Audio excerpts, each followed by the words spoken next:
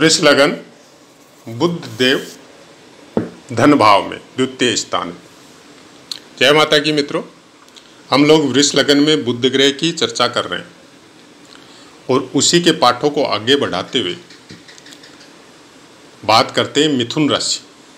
अगर दूसरे स्थान में बुध देव होंगे वृष लगन में तो मिथुन राशि अपनी राशि पे होंगे। मिथुन राशि के अंतर्गत मृगशिरा नक्षत्र का दूसरा, तीसरा और चतुर्थ चरण आएगा, जिसका स्वामित्व मंगल देव को प्राप्त है। आद्रा नक्षत्र का चारों चरण आएंगे, उसका स्वामित्व राहु देव को प्राप्त है। पुनर्वसु नक्षत्र के पहले, दूसरा और तीसरा चरण आएगा, इसका स्वामित्व गुरुदेव को प्राप्त है। नवमांश की बात करें, कोई भी ग्रह मिथुन राशि में 3.20 डिग्री तक होने से तुला के नवमांश में रहेगा, 6.40 डिग्री तक होने से वृश्चिक के नवमांश में रहेगा, 10 डिग्री तक धनु के नवमांश में रहेगा, 13.20 डिग्री तक मकर के नवमांश में रहेगा, 16.40 डिग्री तक कुंभ के नवमांश में रहेगा, 20 डिग्री तक मीन के नवमांश में रहेगा, 23.20 डिग्री तक मेष के नवमांश में रहेगा, 26.40 डिग्री तक वृष के नवमांश में रहेगा और 26.40 डिग्री से लेकर 30 डिग्री तक मिथुन राशि में कोई भी ग्रह होने से मिथुन के नवमांश में रहेगा। यहाँ पे ग्रह वर्गोत्तमी हो जाता है और वर्गोत्तमी ग्रह हमेशा आपको शुभ फल प्राप्त करवाता है। अंश बल की बात करें तो विषम राशि है। प्रथम 6 अंश तक बाल्यावस्था में, 12 अंश तक कुमारावस्था में, 18 अंश तक युवावस्था में, 24 अंश तक वृद्धावस्था में और 30 अंश तक मृतावस्था। कारक भाव, हम केवल स्थिर कारकों की बात कर रहे हैं जो पुस्तकों के द्वारा हम लोगों को प्राप्त होता है।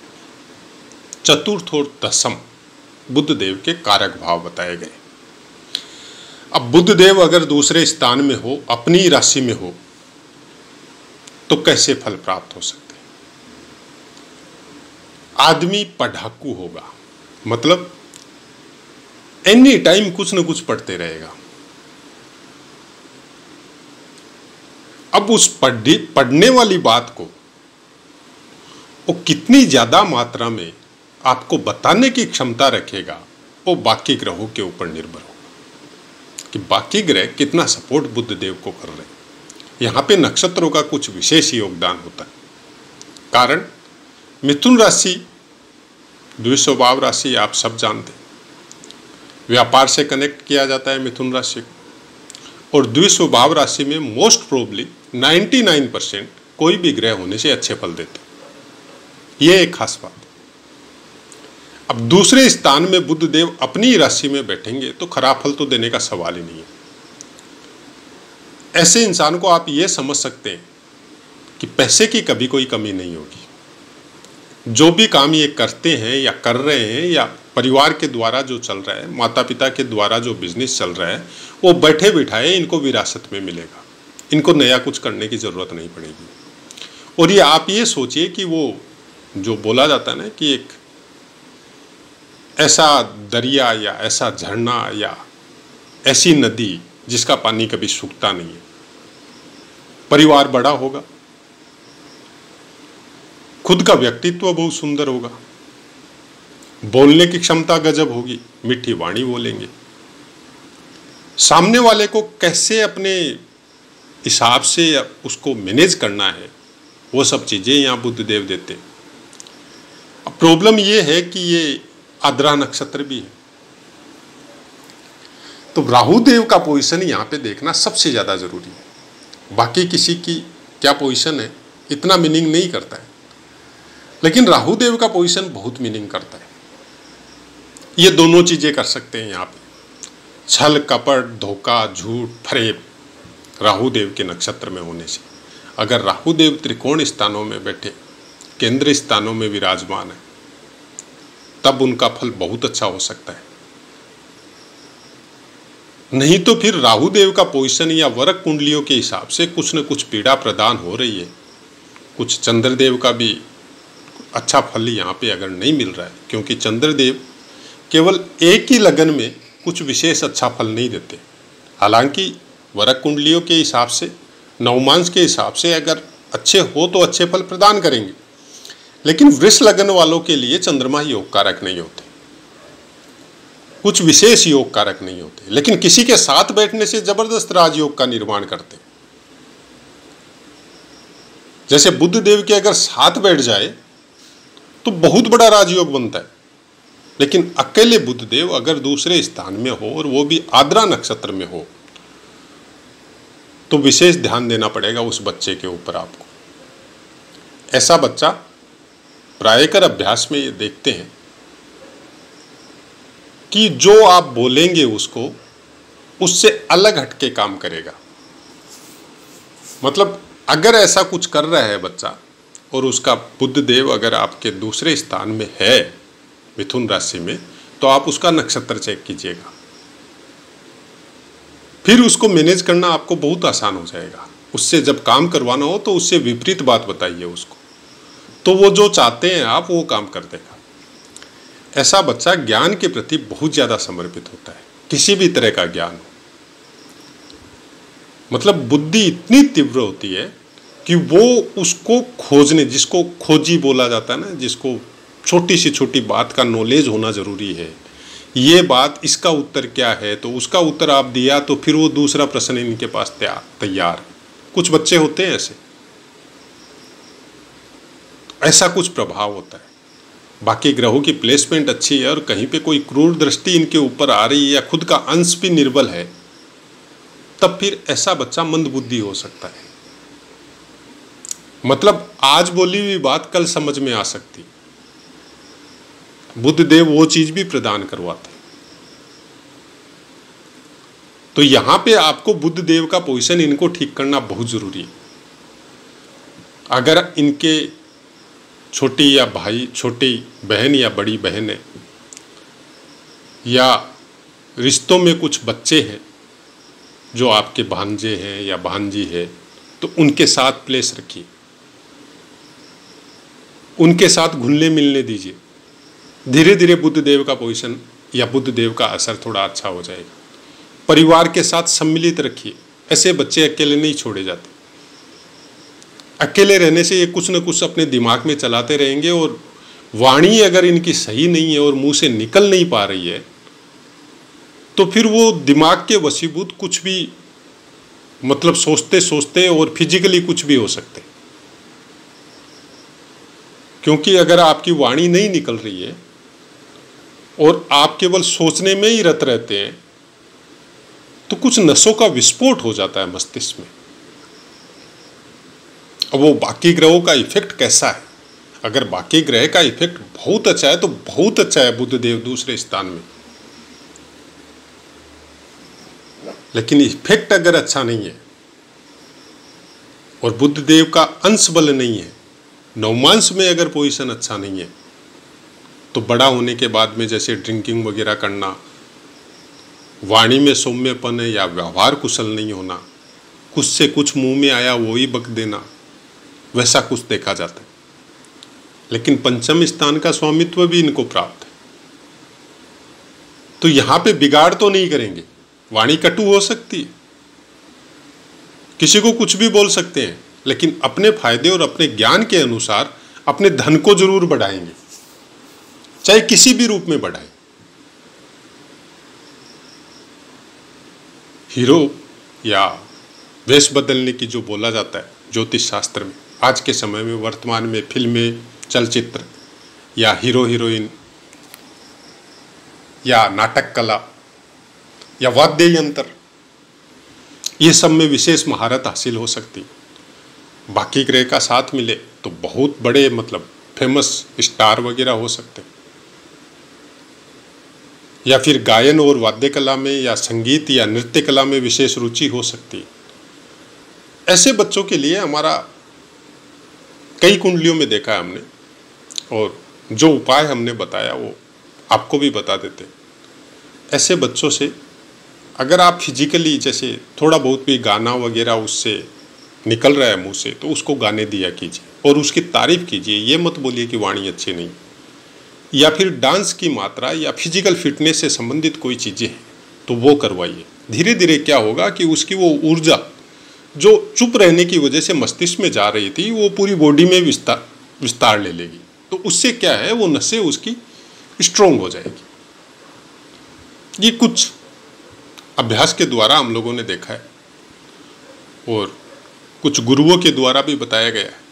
वो भी आज के नहीं, हो गया करीब 30-40 साल पहले की बातें हैं, जब गुरुदेव बताते थे कि इसको थोड़ा सुबह सुबह दौड़ने की ट्रेनिंग दो या कोई गाना वाना चला के इसको थोड़ा नाचने के लिए बोलो। तो वही बातें हम आपको बता रहे हैं।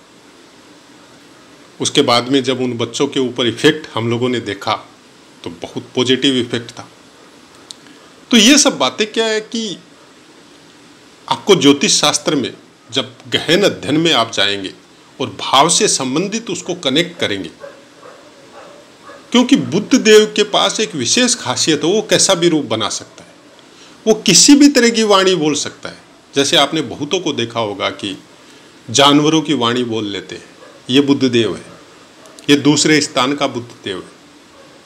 दूसरा स्थान वाणी से कनेक्ट है और बुद्ध देव नकल से कनेक्ट है, रूप बदलने में माहिर होता है। तो जब रूप बदलने वाला में माहिर है और वो दूसरे स्थान में बैठा है, अपनी राशि में बैठा है, तो वो वाणी बदलने में भी माहिर है। किसी की भी वाणी की नकल करना, किसी को भी किसी भी तरह से अपने प्रति समर्पित करवाना या अपना काम निकलवाना। अपने धन को केवल इकट्ठा नहीं करेंगे, खर्च भी बहुत करेंगे, क्योंकि बुद्ध देव कोषाध्यक्ष नहीं है।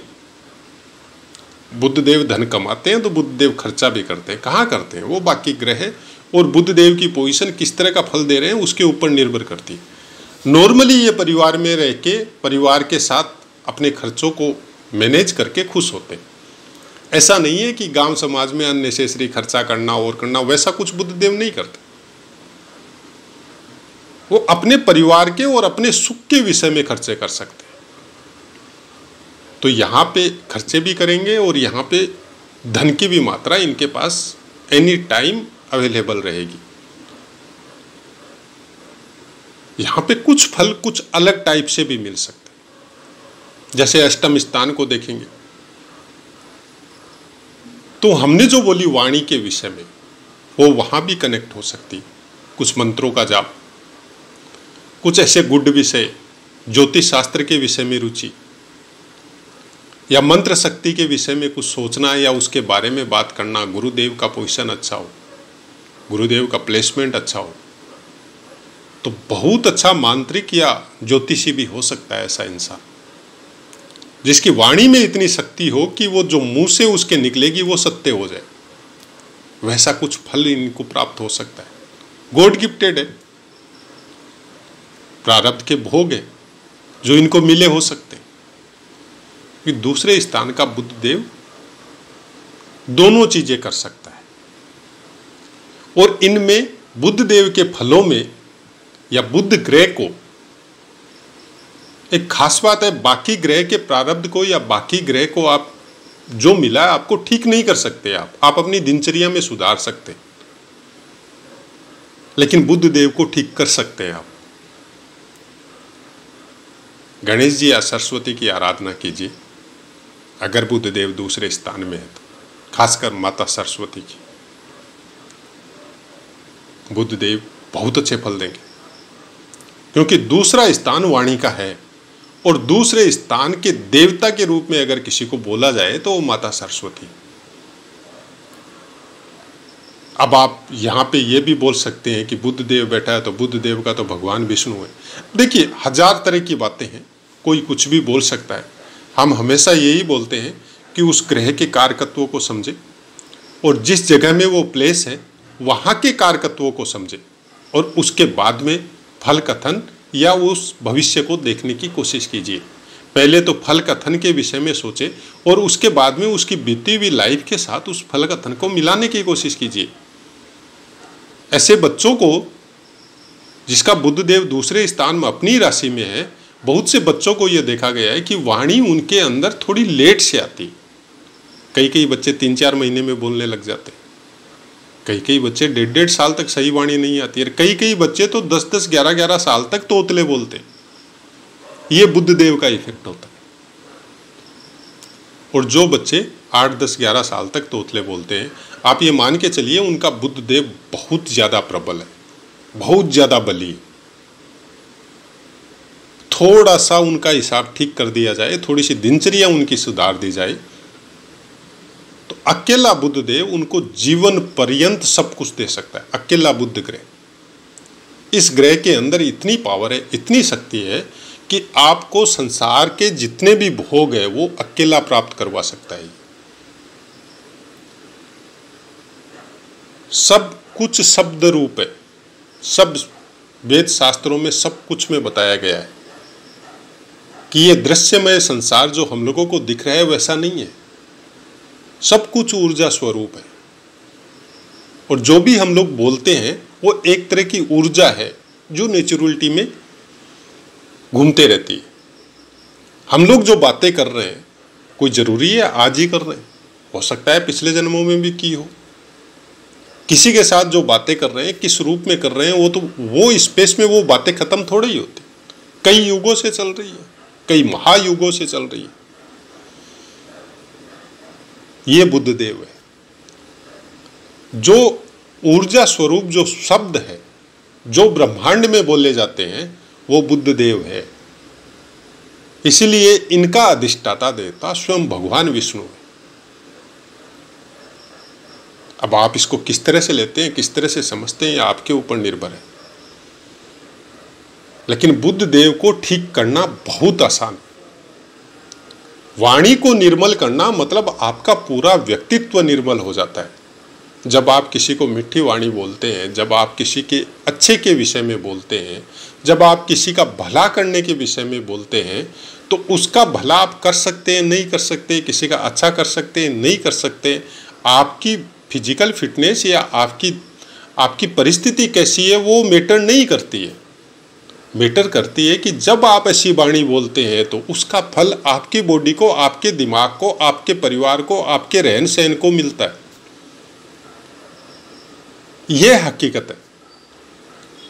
और जब हम लोग किसी की चुगली करते हैं, किसी की बुराई करते हैं, किसी के बारे में गलत बोलते हैं, किसी को बद्दुआ देते हैं, किसी को श्राप देते हैं, तो फिर वो वाणी आपकी गंदी होती है और बुद्ध देव का पनिशमेंट चालू हो जाता है। अगर कुंडली में बुद्ध देव खराब है तो 1000 योग अच्छे हो, आप उनका भोग नहीं कर सकते। क्योंकि भोग करने की प्रेरणा या वो मेंटलिटी या वो दिमाग वो बुद्ध की वजह से प्रदान होता है। प्रेजेंस ऑफ माइंड जिनके बारे में बोला जाता है कि कितनी अच्छी है, आदमी बोलने के पहले समझ लेता है। और कई कई इंसान तो ऐसे भी है कि आप घर में इंटर होते हो उसके पहले समझ लेता है कि इंसान मेरे पास किस लिए आया है। यह बुद्ध और सूर्य की युति है। प्रायकर बुद्ध और सूर्य साथ में ही रहते हैं।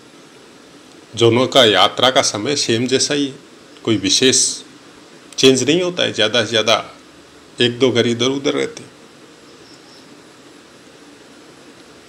तो जब भी कोशिश करें जन्मपत्री को समझने के लिए, भावों को समझने के लिए, तो सबसे पहले उस ग्रह का पूर्ण अध्ययन कीजिए। चाहे किससे जो पौराणिक कहानियाँ हैं उसके द्वारा हो, वेदों के द्वारा हो, ज्योतिष शास्त्र के द्वारा हो, भगवान के अवतारों के द्वारा हो। उसके बाद में अपने जो 12 भाव है उनका पूर्ण अध्ययन कीजिए कि ये 12 भाव हम लोगों को क्या क्या चीज़ें देते हैं। फिर नक्षत्रों का, इन तीनों चीज़ों का अगर गहन पूरा पकड़ अगर आपके दिमाग में या आपके मस्तिष्क में या आपके मन में फीड हो गया तो कोई भी ग्रह कहीं भी बैठे हो आप तुरंत निर्णय ले सकते हैं कि ये किस अंश पे है, किस नक्षत्र पे है और कौन सा लगन है और यहाँ पे ये क्या फल देगा।